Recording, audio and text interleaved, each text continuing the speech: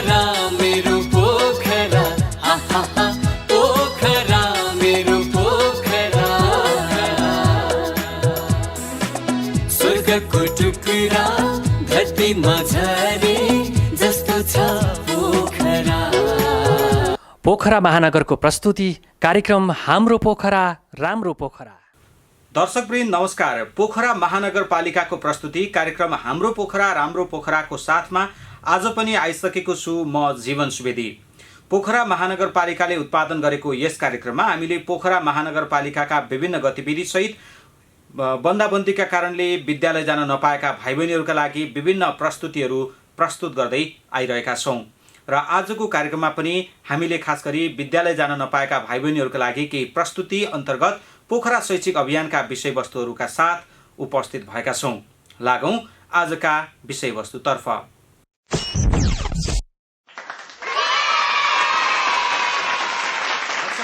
कार्यक्रमको पहिलो प्रस्तुति स्वरूप बीएमजी उच्च माध्यमिक विद्यालयका प्राचार्य युवराज गुरुङलाई प्रस्तुत गर्दैछौँ र उहाँले वर्तमान समयमा कसरी हामीले चाहिँ घरमै बसेर शिक्षा लिन सक्छौँ र अभिभावकहरूले कसरी ध्यान दिनुपर्छ भन्ने विषयमा आफ्नो प्रस्तुति राख्दै हुनुहुन्छ।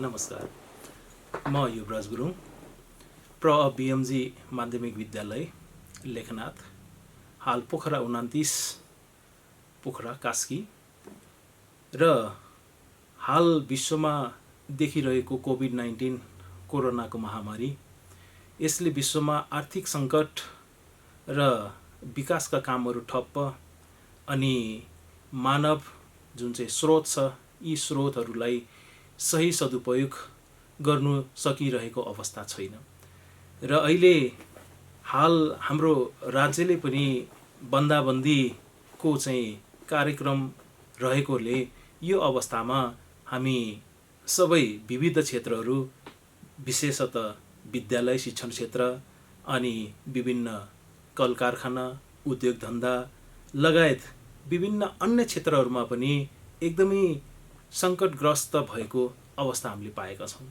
र यो अवस्थामा विशेषतः म भएको नाताले यहाँहरू समक्ष विशेषतः हाम्रा विद्यार्थी भाइ बहिनीहरू र हाम्रा आदरणीय अभिभावकज्यूहरूमा विशेषतः म आज यो कोरोनाले चाहिँ देखिएको समस्या महामारीको बेलामा बन्दाबन्दी बेलामा हामी आफैलाई शिक्षण क्षेत्रमा कसरी अगाडि बढाउने त अथवा चाहिँ आफूलाई कसरी चाहिँ त्यसमा अपडेट राख्ने भन्ने कुराहरू आजको यो कार्यक्रममा मेरो तर्फबाट यहाँहरूलाई केही सल्लाह अथवा चाहिँ केही सुझावहरू दिन चाहन्छु।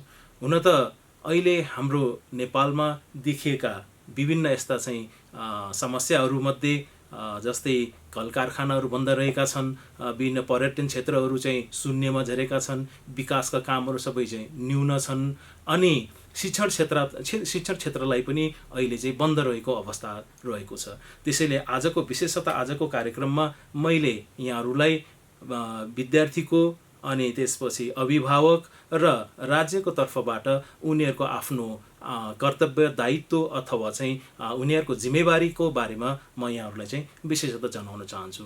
हुन त हामीलाई एउटा सानो उखानबाट सानो एउटा चाहिँ सुझावबाट पनि मैले सुरुवात गर्न चाहेँ। भनिने गरिन्छ म त्यो मातापितालाई सम्मान दिन चाहन्छु जसले शैक्षिक क्षेत्रका अथवा गृह कार्यलाई मात्रै गर्नुको लागि गृह कार्य गर्नुको लागि मात्र नभइकन उनीहरूलाई व्यावहारिक शिक्षा अथवा चाहिँ ज्ञान अथवा विभिन्न सिपहरूमा पनि उनीहरूलाई सिक्नको लागि अगाडि ल्याउँछ अथवा चाहिँ सिकाउन मद्दत गर्दछ र यो अहिलेको यो विशेषतः यो बन्दाबन्दीको बेलामा अथवा चाहिँ अहिलेको यो सङ्कटग्रस्त बेलामा हाम्रो अभिभावकहरूले विद्यार्थी भाइ बहिनीहरू आफ्ना बाबु नानीहरूको लागि चाहिँ यो शिक्षामा अथवा व्यावहारिक अथवा चाहिँ सिप सिक्ने कुराहरूमा उहाँहरूले आफैले पनि घरमै बसेर ती कुराहरूलाई एकदमै बालबालिकामा सिकाउनु चाहिँ अनिवार्य अथवा चाहिँ आवश्यकता रहेको चाहिँ मैले ठान्दछु र यो त्यसै मध्येमा हामीले चाहिँ हाल हेर्ने हो भने विश्वमा देखिएका यो महामारीले अहिले चाहिँ सबै राष्ट्रहरू नै यो महामारीबाट चाहिँ यो मृत्यु अथवा चाहिँ उनीहरूलाई यो बिरामीहरू चाहिँ देखिएको छन्। त्यस्तै गरेर नेपालमा पनि थुप्रै त्यस्ता खालका चाहिँ केसेसहरू पनि हामीले चाहिँ मृत्युदेखि लिएर थुप्रै चाहिँ कोभिड-19बाट चाहिँ सङ्कटग्रस्त अथवा मृत्यु भएको पनि हामीले चाहिँ पाउँछौँ। र हाल हामीले चाहिँ देखिराखेको जुन चाहिँ कोरोना 19बाट अहिले चाहिँ हाम्रो नेपालमा विभिन्न रोग बढ्दै जाने क्रममा हामीसँग चाहिँ लगभग नेपालको जनसङ्ख्या मध्ये चाहिँ हिजो मात्रै केन्द्रीय तथ्याङ्क विभागले पनि नेपालको जनसङ्ख्यालाई 2,91,36,808 को चाहिँ गणना गरेर चाहिँ दिएको छ। र त्यसमध्ये पनि हामीलाई नेपालको चाहिँ जुन चाहिँ जनसङ्ख्या वृद्धि दर छ त्यो चाहिँ 1.85 को चाहिँ प्रतिशतले चाहिँ देखिएको छ भने त्यसमा चाहिँ हाम्रो यो विभिन्न जुन चाहिँ यो कोरोनाबाट चाहिँ महामारीबाट चाहिँ हाम्रो नेपालमा पनि विभिन्न यो समस्याहरू देखिने क्रममा जस्तै हालसम्ममा हिजोसम्मको चाहिँ तथ्याङ्कमा सङ्क्रमितको सङ्ख्या चाहिँ 11,755। भाइ बहिनी तथा अभिभावक वर्गहरूमा म यो अघिल्लो 2076 अघिल्लो वर्षमा नेपालमा चाहिँ विद्यार्थी को अवस्थाबारेमा चाहिँ यहाँ मेरो प्रेजेन्टेसनमा यहाँलाई चाहिँ देखाउन चाहन्छु। र अघिल्लो वर्षमा नेपालमा चाहिँ 63,73,003 विद्यार्थीहरू विद्यालय तहमा अथवा भनौँ कक्षा 11-12सम्म माध्यमिक तहसम्ममा अध्ययन गरेको चाहिँ अभिलेख चाहिँ पाइएको छ, जसमा आधारभूत तहमा चाहिँ 50,30,045 जना कक्षा 8सम्म, माध्यमिक तह 9 र 10 गरेर चाहिँ 11,95,835 जना र माध्यमिक तह अथवा 11-12मा 1,47,123 जना विद्यार्थीहरू अध्ययन अथवा विद्यालयमा चाहिँ अध्ययन गरेको अभिलेख हामीले पाएका छौँ। र यो अभिलेखबाट नेपालमा पनि अब विद्यार्थीहरू अथवा चाहिँ भनौँ बालबालिकाहरू विद्यालय अध्ययन गर्ने सङ्ख्या राम्रो वृद्धि भएको पनि हामीले यहाँबाट चाहिँ देख्न सक्छौँ। त्यही पनि नेपालमा अहिले हेर्ने हो भने यो सहरी क्षेत्र मात्रै 21.04% ओगटेको र बाँकी भाग चाहिँ ग्रामीण क्षेत्रले ओगटेको कारणले गर्दाखेरि कति भेगमा अथवा चाहिँ कति ठाउँमा चाहिँ विद्यार्थी भाइ बहिनीहरू विद्यालयमा प्रवेश गर्न चाहिँ नसकिरहेको अवस्था पनि हामीले पाउँछौँ। र त्यसमा चाहिँ हामीले एउटा तथ्य पनि के पाएका छौँ भने 5 वर्षदेखि 12 वर्षसम्ममा विद्यालय प्रवेश गर्ने उमेरका 7,70,000 विद्यार्थीहरू अझै पनि विद्यालय प्रवेश गर्न अथवा विद्यालय जान चाहिँ नसकिरहेको अवस्था पनि हामीले चाहिँ पाएका छौँ। यसरी चाहिँ यो अहिले नेपालको शैक्षिक अवस्थालाई हेर्ने हो भने अहिले जुन चाहिँ विद्यार्थीहरू सहभागिता राम्रो देखाए तापनि अहिले चाहिँ विद्यार्थीहरूमा यो बन्दाबन्दी कोरोना चाहिँ यो अथवा कोभिड-19 का कारणले विद्यालयमा अध्ययन गर्ने अवस्थाहरू चाहिँ सृजना भइराखेको अवस्था चाहिँ छैन। उनीहरूलाई चाहिँ घरमै बस्ने अथवा उनीहरू चाहिँ घरमै बसेर अध्ययन गर्नुपर्ने चाहिँ अवस्था चाहिँ देखिएको छ। विद्यार्थी भाइ बहिनीहरू, आज म तपाईहरूको लागि यो बन्दाबन्दीको समयमा अथवा घरमा नै रहेर तपाईहरूले आफ्नो शिक्षणलाई अगाडि बढाउने क्रममा तपाईहरूको आफ्नो कर्तव्य अथवा जिम्मेवारीको बारेमा पनि म छोटो तपाईहरूसँग छलफल गर्न चाहन्छु। जस्तै विद्यार्थी हामी जुन चाहिँ छौँ, यो विद्यार्थीले विद्यालयमा अहिले चाहिँ अध्ययन गर्न नपाइरहेको अवस्थामा हामी आफै पनि घरमा रहेर चाहिँ केही शिक्षण सिकाइहरू अथवा चाहिँ केही व्यवहारिक कुराहरू केही सिपहरू चाहिँ सिक्ने चाहिँ हाम्रो जिम्मेवारी हो। र त्यो हाम्रो जिम्मेवारीलाई पुरा गर्नको लागि मैले चाहिँ केही पोइन्ट्सहरू चाहिँ यहाँ राखेको छु, यहाँहरूले चाहिँ ध्यान दिनको लागि पनि मैले अनुरोध गरेँ। जस्तै हामी विद्यार्थी भाइ बहिनीहरूले घरमा रहेर नयाँ कार्य सिक्नको लागि उत्सुक रहनु पर्दछ, अथवा भनौँ घरमा नै बसेर हामीले चाहिँ पाठ्य पुस्तकका मात्रै नभएर अन्य कुरा व्यवहारिक कुराहरू सिपहरू पनि चाहिँ सिक्ने गर्न चाहिँ सकिन्छ। त्यसैले चाहिँ हामी घरमा बस्दाखेरि जस्तै चाहिँ हामीले चाहिँ गार्डनिङका कुराहरू हुन सक्छ, फुलहरू गोड्ने कुराहरू हुन सक्छन्, सरसफाइका कुराहरू हुन सक्छन्, अथवा चाहिँ विभिन्न प्रकारको चाहिँ टेलिभिजन अथवा चाहिँ विभिन्न ठाउँबाट आउने चाहिँ यो सिकाइका कुराहरूमा सहभागिता जनाउन सक्ने हुन सक्छन्। त्यसकारणले हामी यो अहिले विद्यालय बन्द रहेको अवस्थामा पनि विद्यार्थी भाइ बहिनीहरू तपाईँहरू घरमा बसेर पनि नयाँ कुराहरू आफ्नो अभिभावकबाट अथवा चाहिँ आफ्नो चाहिँ एल्डर्स अथवा चाहिँ आफ्नो चाहिँ दाजु दिदीहरूबाट पनि चाहिँ केही कुराहरू चाहिँ सिक्ने चाहिँ तपाईँहरूले चाहिँ गर्नुपर्छ। त्यसमा चाहिँ तपाईँहरूले नयाँ कुरा सिक्नको लागि सधैँ चाहिँ उत्सुक रहनु चाहिँ पर्दछ। त्यस्तै गरेर तपाईँहरूले चाहिँ त्यो सिक्ने क्रममा स्वयंलाई एउटा सक्रिय बनाउनुपर्छ। सिक्ने त हो, तर सिक्ने कुरा, नयाँ कुरा सिक्ने क्रममा तपाईँहरू जब निष्क्रिय रहन्छ भने त्यो कुरा चाहिँ त्यसले चाहिँ हामीलाई आफ्नो सिक्ने क्रममा चाहिँ अगाडि बढाउन अथवा राम्रो चाहिँ हुन सक्ने अवस्था रहँदैन। त्यसैले विद्यार्थी भाइ बहिनीहरू तपाईँहरूले पनि सिक्ने क्रममा सधैँ सक्रिय रहनु चाहिँ पर्छ। अथवा चाहिँ भनौँ एउटा हामीले भन्यो अघि एउटा चाहिँ गोडमेलका कुराहरू, फुलबारी गोडमेलका कुराहरू, यो फुलबारी गोडमेलका कुराहरू त सिक्ने कुराहरूमा पनि यहाँहरू चाहिँ सक्रिय हुनु भएन भने, अथवा तपाईँ आफै नै त्यसमा गएर फुललाई गोड्ने, फुलको अवस्था हेर्ने, फुल कस्ता खालको फुललाई चाहिँ कुन अवस्थामा राख्ने भन्ने कुराहरू तपाईँले चाहिँ सिक्नु भएन भने चाहिँ त्यसमा चाहिँ तपाईँले चाहिँ त्यो बारेमा सिक्न चाहिँ सक्नु हुँदैन। त्यस कारणले विद्यार्थी भाइ बहिनीहरू तपाईँहरू कुनै पनि नयाँ कुराहरू सिक्दाखेरि यो सक्रिय रहनुपर्छ भन्ने चाहिँ हामी सबैले चाहिँ यहाँहरूलाई चाहिँ अनुरोध गर्न चाहन्छौँ। त्यस्तै गरेर हामी घरमा होस् अथवा विद्यालयमा होस् अथवा कुनै पनि स्थानमा जब नयाँ कुराहरू सिक्ने क्रममा अथवा चाहिँ हामी घरमा नै बसेर चाहिँ आफ्नो अभिभावकहरूसँग रहने क्रममा एउटा नियम रहन्छ, त्यो नियमको चाहिँ पालना चाहिँ यहाँहरूले चाहिँ गर्नुपर्छ। जस्तै चाहिँ हामीले चाहिँ घरमा आफ्ना अभिभावकहरूलाई, आफ्ना एल्डर्सहरूलाई, आफ्ना चाहिँ घरमा रहेका अग्रजहरूलाई चाहिँ हामीले सम्मान दिने, माया गर्ने, सानोहरूको लागि चाहिँ हेरविचार गर्ने जस्ता चाहिँ त्यो नियमहरू रहन्छन्। अथवा भनौँ बिहान चाहिँ सबेरै उठ्ने, त्यसपछि चाहिँ केही चाहिँ हामीले पाठ्यपुस्तकको चाहिँ तयारीहरू गर्ने, अनि त्यसपछि चाहिँ त्यसका लागि चाहिँ सिक्नको लागि हामीले चाहिँ आफ्नो अभिभावकसँग चाहिँ जाने, उनीहरूबाट चाहिँ केही कुराहरू नयाँ कुराहरू सिक्ने जस्ता चाहिँ रहनुपर्छ। र ती सबै विद्यार्थी भाइ बहिनीहरूले आफूले घरमा रहँदाखेरि एउटा नियम रहन्छ अथवा नियम बनाउनुपर्छ, त्यो नियमभित्र चाहिँ रहनुपर्छ। त्यस्तै गरेर म अर्को चाहिँ पोइन्ट्समा भन्न चाहन्छु अनुशासन। र अनुशासन पनि हाम्रो लागि अति अनिवार्य रहेको हुनाले हामी कुनै पनि कार्यहरू गर्दाखेरि एउटा अनुशासनमा रहेर चाहिँ गर्नुपर्छ। जस्तै चाहिँ अनुशासनले नै हामीलाई भोलि आउने दिनमा चाहिँ हामीलाई एउटा योग्य नागरिक बनाउनको लागि अथवा चाहिँ राम्रो नागरिक बनाउनको लागि अथवा चाहिँ आवश्यक राष्ट्रले चाहिँ जुन चाहिँ यो नागरिक चाहेको छ त्यो अनुसारको चाहिँ नागरिकहरू उत्पादन गर्नको लागि पनि मद्दत गर्दछ। अथवा चाहिँ यो अनुशासनले हामीलाई आफ्नो आउने दिनहरूमा आफूलाई चाहिँ कस्ता खालका चाहिँ प्रोडक्सन गर्ने त भन्ने कुराहरूमा पनि चाहिँ अगाडि बढाउन मद्दत गर्ने भएको हुनाले भाइ बहिनीहरू हामी घरमा बसेर चाहिँ अध्ययन गर्ने क्रममा, केही कुराहरू सिक्ने क्रममा पनि अनुशासनमा रहनु चाहिँ पर्दछ।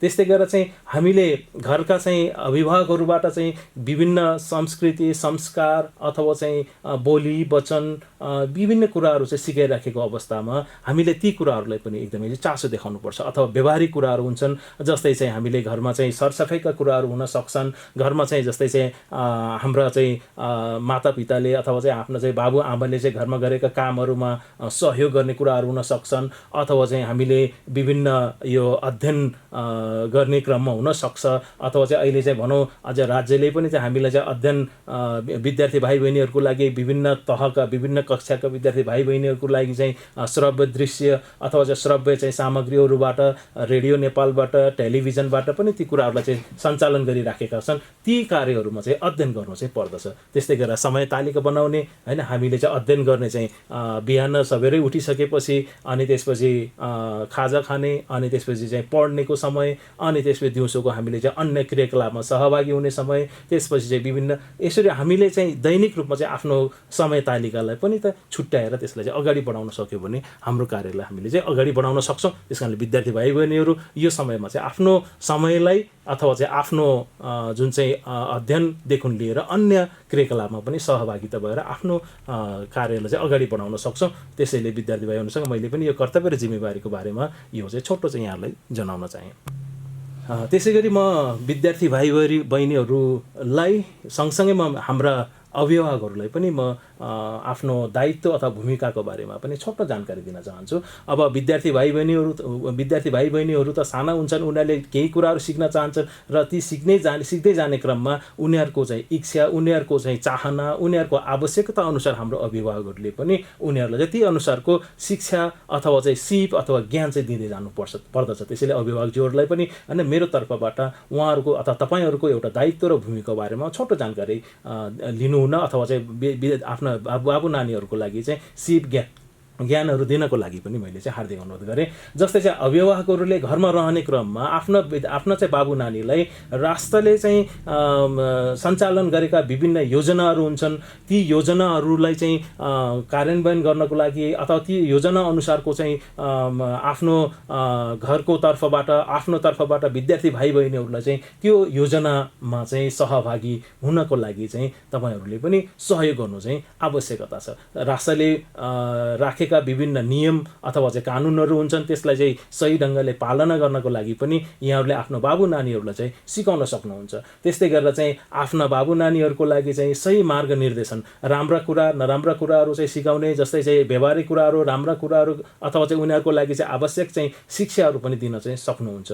त्यस्तै गरेर चाहिँ विद्यार्थी भाइ बहिनीहरूलाई कुनै पनि कुराहरू सिकाउँदाखेरि तपाईँहरू पनि आफै पनि प्रत्यक्ष सहभागिता भएर उनीहरूलाई चाहिँ ती कुराहरू चाहिँ सिकाउनु चाहिँ आवश्यकता चाहिँ रहन्छन्। त्यस्तै गरेर विशेषतः विद्यार्थीहरूलाई यो बन्दाबन्दीको बेलामा अथवा यो अवस्था विद्यार्थी घरमै रहेको अवस्थामा चाहिँ केही व्यावहारिक कुराहरू होइन, व्यवहारका चाहिँ होइन सिपहरू अथवा चाहिँ अन्य कुराहरूमा पनि उहाँहरूलाई चाहिँ प्रत्यक्ष सहभागिता गराएर चाहिँ सिकाउन चाहिँ सक्नुहुन्छ। त्यस्तै गरेर आफ्ना विद्यार्थी भाइ बहिनी अथवा बाबु नानीहरूलाई पनि समय तालिका बनाएर उहाँहरूलाई चाहिँ ती कुराहरू सिक्नको लागि पनि चाहिँ होइन अगाडि बढाउन सक्नुहुन्छ।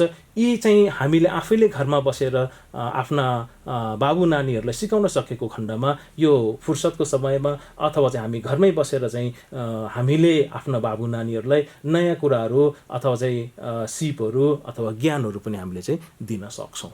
भाइ बहिनीहरू, अब मैले यहाँहरूलाई मात्रै छोटो के जानकारी दिन चाहेँ भने अब यो अहिले चाहिँ शिक्षण संस्थाहरू सञ्चालनमा नआइराखेको समयमा हामीले पनि घरमै बसेर किताबी ज्ञान अथवा चाहिँ हामीले चाहिँ केही कुराहरू चाहिँ सिक्दै जानु पर्दछ भन्ने चाहिँ मैले चाहिँ सोचेको छु। यहाँहरू पनि त्यो आफ्नो सिक्ने कुराहरूमा एकदमै सक्रिय सहभागिता हुनको लागि पनि अनुरोध गर्दछु।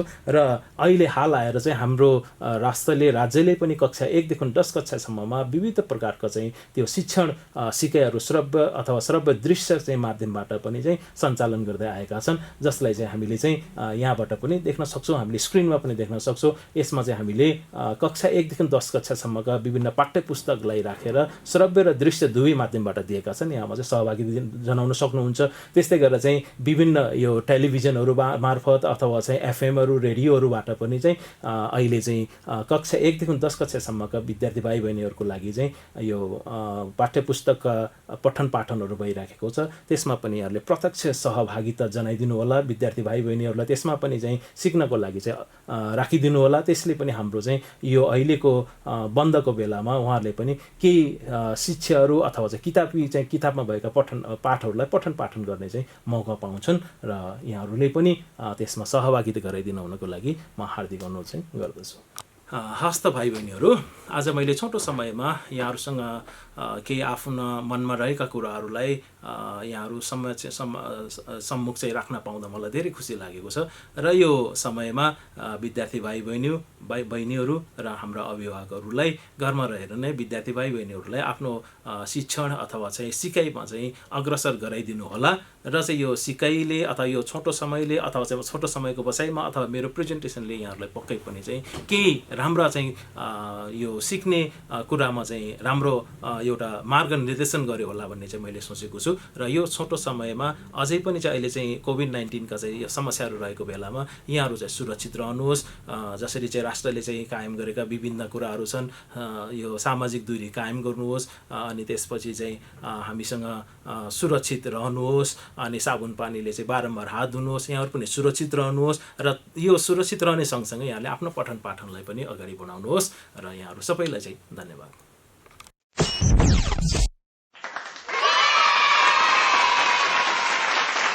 यो थियो बीएमजी माध्यमिक विद्यालयका प्राचार्य युवराज गुरुङ सरको प्रस्तुति। र अब यसपछि हामीलाई विद्यार्थी दीप्ति भण्डारीलाई हामी प्रस्तुत गर्दैछौँ। उहाँले वर्तमान समयमा कसरी चाहिँ हामी अगाडि बढ्नुपर्छ भन्ने विषयमा आफ्नो एउटा मन्तव्य प्रस्तुत गर्दै हुनुहुन्छ। आउनुहोस् यो पनि हेरौँ।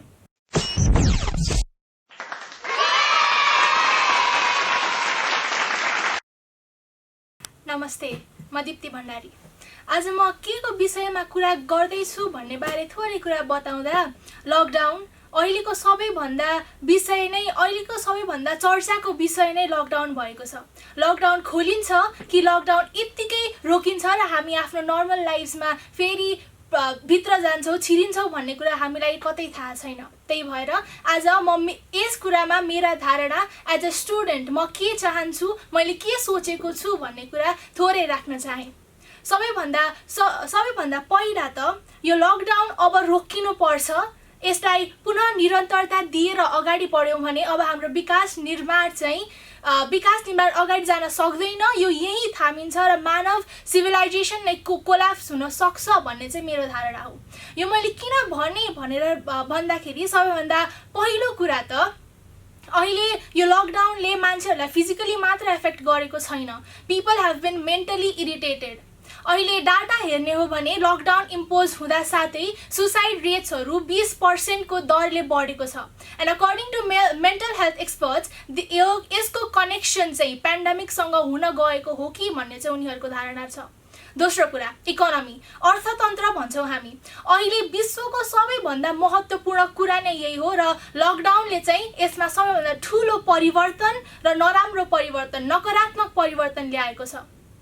बिजनेस र ट्रेडको सेक्टरहरू अगाडि बढ्न सकिरहेका छैनन्। उनीहरू यसलाई नगरौँ, यही रोकाउँ भन्ने कल्पना पनि गर्न सक्दैनन् र यही अवस्थामा उनीहरू निकै बेरसम्म रहन पनि सक्दैनन्।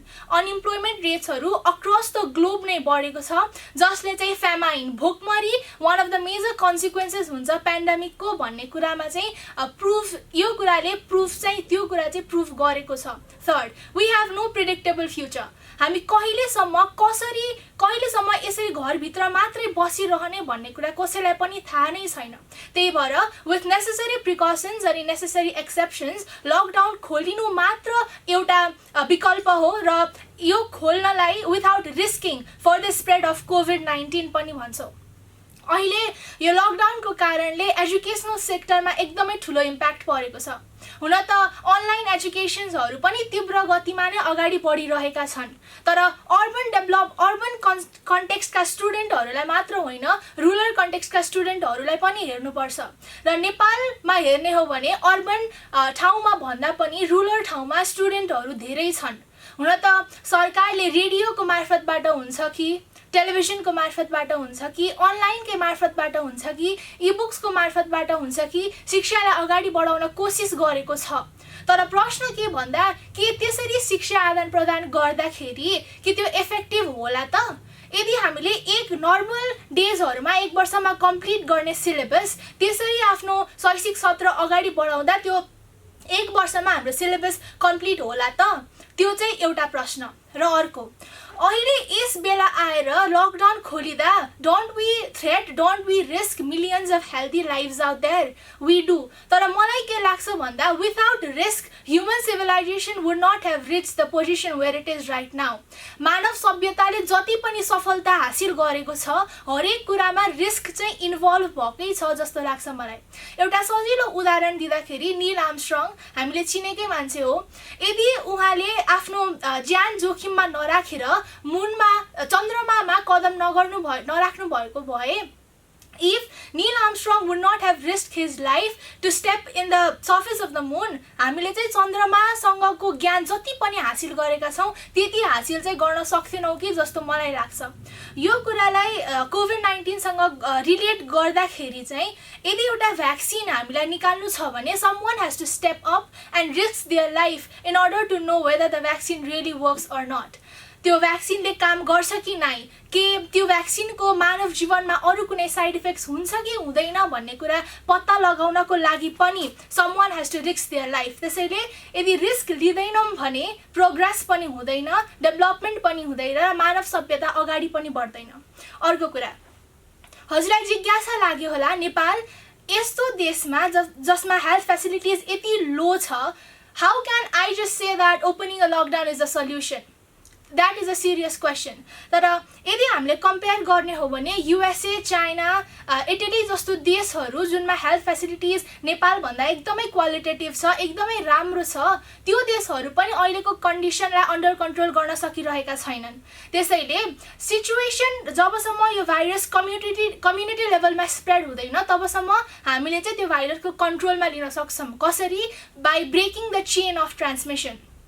त्यो भनेको लकडाउन खोलिने भनेर हामी चाहिँ जुन जीवन 6 महिना पहिले बाँचिरहेछौँ त्यो जीवन अहिले आएर बाँच्ने होइन हामीले। I don't mean to say that. मैले के भनेको भन्दा even if we get outside हामीले सामाजिक दूरी, सोसियल डिस्टेन्स कायम गर्न पर्यो, मास्क रेगुलरली लगाइराख्नु पर्यो, आफूलाई सेनिटाइज गरिरहनु पर्यो र मात्र हाम्रो चाहिँ अब विकास हुन्छ। लाइक मेबी त्यो नै हाम्रो फ्युचर हो। अब social distance, wearing mask, sanitising ourselves and if you believe having a turmeric powder as well.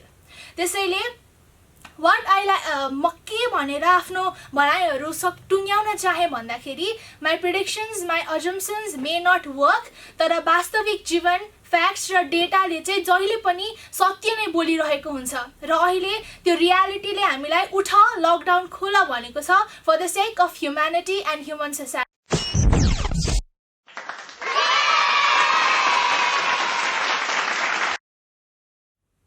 विद्यार्थी दीप्ति भण्डारीको यो प्रस्तुति सँगसँगै पोखरा शैक्षिक अभियान अन्तर्गतका विषयवस्तु र कार्यक्रम हाम्रो पोखरा राम्रो पोखराको हामी अन्तिममा आएका छौँ। अर्को हप्ता फेरि हामी यस्तै अन्य थप विषयवस्तुका साथ उपस्थित हुनेछौँ। तबसम्मका लागि पोखरा महानगरपालिकाको इन्टायर टिम सहित म प्रस्तोता जीवन सुवेदी पनि बिदा हुन्छु। नमस्ते।